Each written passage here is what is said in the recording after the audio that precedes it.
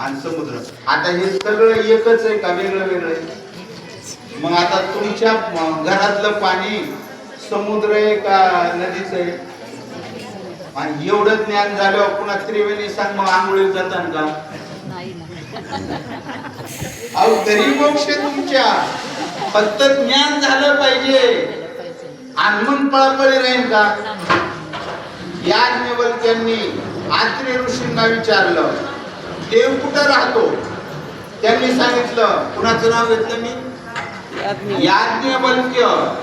आणि आत्रेय ऋषी दत्तात्रेयांचे वडील, त्यांचे गुरु, त्यांना विचारलं याज्ञवल्क्यांनी की देव कुठं राहतो? ते म्हणले वाराणसीला. कुणी? आत्रेय ऋषींनी सांगितलं.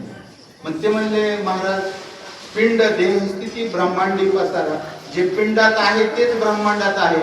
मग ब्रह्मांडातली वाराणसी सगळ्याला माहिती, पण आपली वाराणसी कुठे आहे? म्हणजे पिंडातली वाराणसी